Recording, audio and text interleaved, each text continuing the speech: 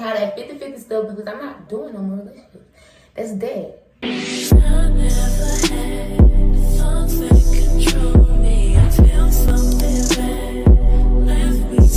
What's up, YouTube? It's your girl Lauren McKenna, and I'm back with another video.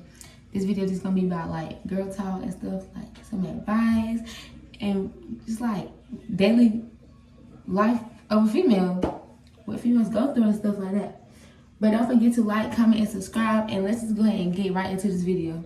Okay, so the first question is it wrong to be emotionally attached to a guy who does you wrong, but you just need the company? Personally, from personal experience, I would say no. But at some point, you would have to like notice.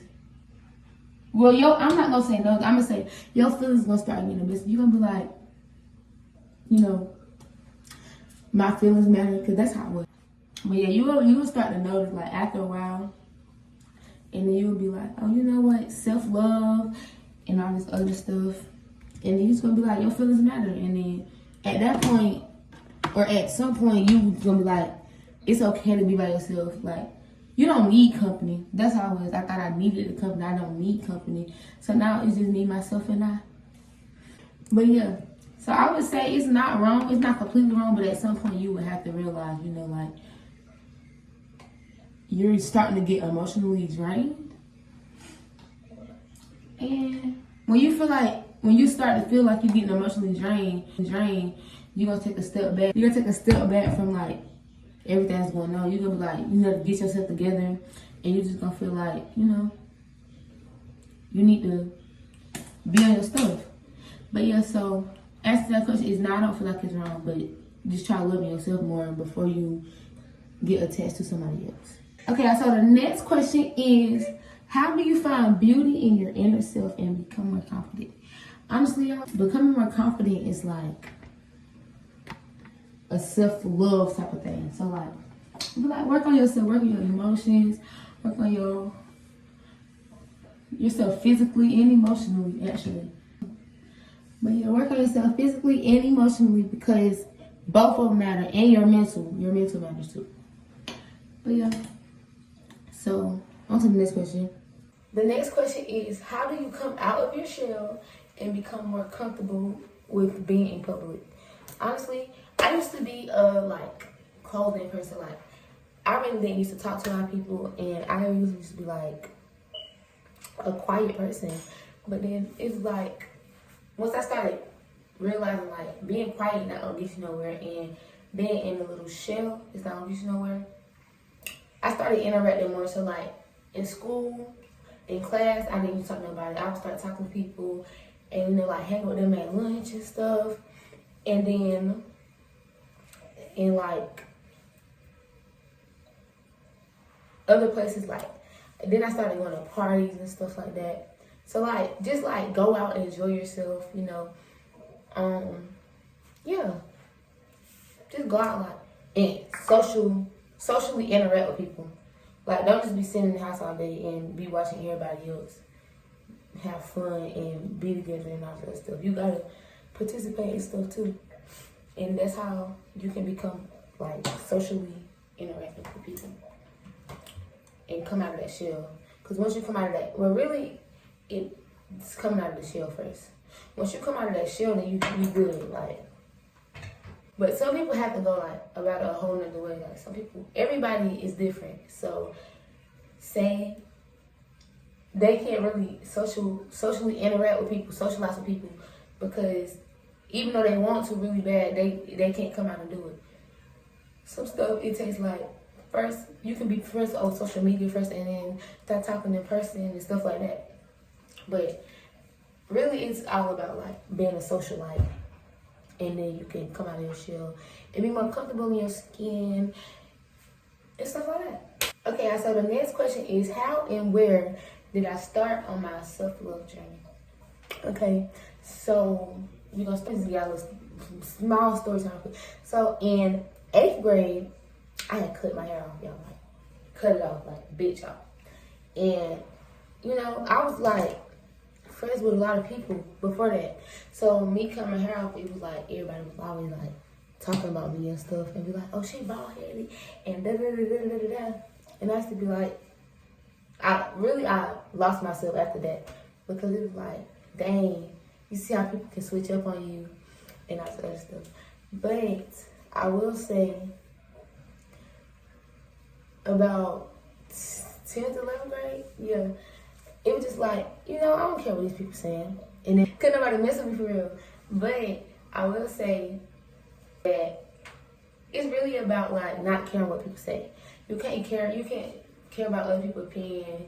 Don't let people judge you. Don't let people like be like, oh, I don't like that. If you like it, go with it, So what? They don't like it. It's not about them, it's about you. So I just feel like self-love is about what you want to do and what you love. So just go about it that way. So the next question is, how do you communicate better when you feel like the other person won't understand? Honestly, I would say just stop communicating. Because like sometimes when I communicate with people, they don't understand where I'm coming from, or they misunderstand what I'm trying to communicate.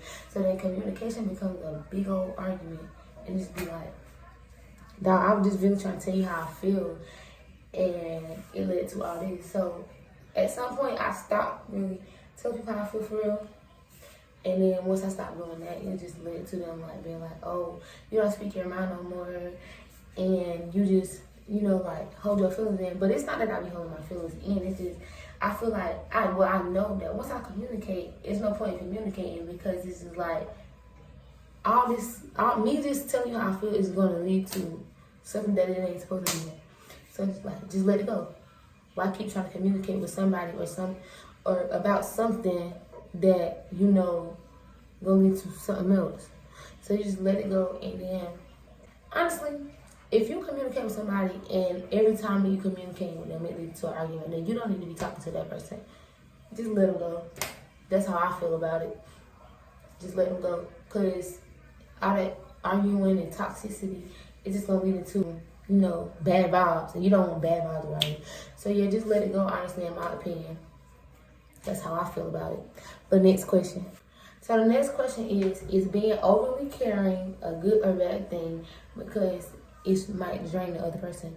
Honestly, if you feel like you want to be a caring person, I would say go for it. But me personally, I was a caring person. Like, I cared about everything. I still do, but it's like, honestly, I just feel like it all depends on the energy. So like, say if you care for somebody and the energy is not returned, then I feel like you should just let it go. Even about caring about the small things will lead to like them feeling like you attached to them, or you're bugging. And nothing wrong with being attached to nobody, but as far as them feeling like you're doing the most, like you're attached to their help, I feel like just let it go. Because maybe you can feel attached to somebody, or you can feel a certain way about somebody and they don't feel the same way about you. But I just feel like if you're overly caring and the energy is not returned, then you should just let it go. That's just my opinion on it. The next question is, what are some key points for a healthy relationship? Okay, truly and honestly, y'all, I've never had a healthy relationship. Like, I'm so serious. But I ain't gonna say I know a little thing or two, but I know a little thing or two, you know what I'm saying? But honestly, I feel like healthy relationships takes like energy from both. So like 50-50, not 80-20. You know what I'm saying? Or like, so like, y'all gotta both like put the effort in for the healthy relationship. Communication, loving each other, just like being all about each other is what I feel will help with a healthy relationship. Because honestly, I'm the type of person that will get 80 and the other person get 20.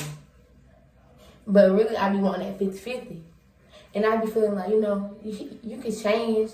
I can change the person, but honestly and truly, I cannot change. I'm not his mama. I'm not their mama. What I'm changing that for? Can't raise a man. He already grown. What you gonna do?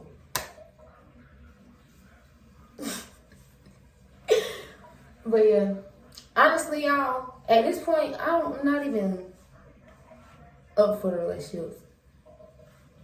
Just love them all. But yeah, that's what I think will help with a healthy relationship. 50-50 energy, communication, dates, spending quality time, making sure your partner is not overthinking, or reassuring your partner, you know. But me, I can't relate because I'm the 80-20 relationship person. Y'all can have that 50-50 stuff because I'm not doing no more relationships. That's dead. If you made it this far to the end of the video, I would like to say thank you guys for watching. Don't forget to like, comment, subscribe. Yeah. But until further, oh yeah, and I'm breaking my school today. Moving day is Saturday. So sad. But like I was saying, thank you guys for watching. Hope to see you next time. Bye. I've been holding back this secret from you. I probably shouldn't tell it.